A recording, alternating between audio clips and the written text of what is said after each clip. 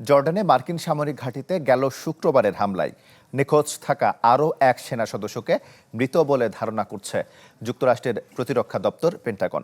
এর ফলে যুদ্ধ শুরুর পর থেকে নিহত মার্কিন সেনা সদস্যের সংখ্যা বেড়ে দাঁড়ালো 18 জনে।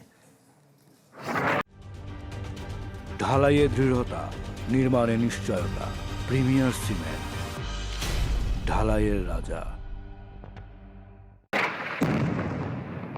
আবারও তেহরানের আকাশ প্রকম্পিত বিস্ফোরণের শব্দে রাতের আকাশে একের পর এক ক্ষেপণাস্ত্র হামলা। টানা 11তম রাতে যুক্তরাষ্ট্র হামলা চালায় রাজধানী সহ বেশ কয়েকটি শহরের গুরুত্বপূর্ণ স্থাপনায়। দেশটির গণমাধ্যমের তথ্য অনুযায়ী বুশেহের তাবরিজ, চাবাহার হামাদানের কাবুদারাহাং, ইমাম প্রদেশের চাহার ও আবদানান এবং কুর্দিস্তানের বানি এলাকায় হামলা হয়েছে। বুশেহর পারমাণবিক বিদ্যুৎ কেন্দ্রের একটি উপকেন্দ্রে ক্ষেপণাস্ত্র আঘাত হানলে সাময়িকভাবে বিদ্যুৎ বিচ্ছিন্ন হয়ে যায়। এদিকে মিনাবে গেল ফেব্রুয়ারিতে একটি মেয়েদের স্কুলে হামলায় নিহত শিশুদের মরদেহ উদ্ধারের পর জানাজা অনুষ্ঠিত হয়েছে। ইরানের জাতীয় পতাকায় মোড়ানো কফিন কাঁধে নিয়ে শেষ বিদায় জানায় স্বজন ও স্থানীয় বাসিন্দারা।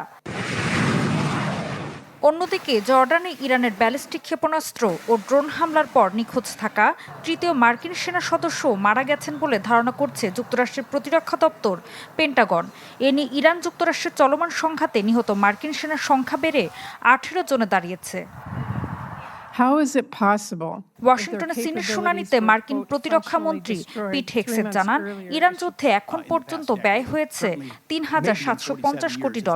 শুনানিতে ডেমোক্র্যাট সিনেটররা যুদ্ধের কৌশল ও অতিরিক্ত সামরিক বাজেট নিয়ে প্রশাসনকে কঠোর প্রশ্নের মুখে ফেলেন। এদিকে খুব শিগগিরই ইরানের ভূগর্ভস্থ পিক্যাক্স মাউন্টেন পারমাণবিক স্থাপনায় বড় ধরনের হামলা চালানো হতে পারে বলে হুঁশিয়ারি দিয়েছেন মার্কিন প্রেসিডেন্ট ডোনাল্ড ট্রাম্প। অন্যদিকে ফিলিপাইনের ম্যানিলায় আসিয়ান পররাষ্ট্রমন্ত্রীদের বৈঠকে মার্কিন পররাষ্ট্রমন্ত্রী মার্কো রুবিও বলেন, যুক্তরাষ্ট্র এখনও কূটনৈতিক সমাধানের পথ খোলা রেখেছে, তবে আলোচনার বিষয় ইরান আন্তরিক নয় বলেও দাবি করেন তিনি। জবাবে ইরান বলেছে, এমন হামলা হলে তা যুদ্ধের নতুন ধাপ হিসেবে বিবেচিত হবে। নতুন করে জর্ডান, বাহরাইন ও কুয়েতে মার্কিন সামরিক স্থাপনায় ড্রোন হামলার দাবি করেছে তেহরান।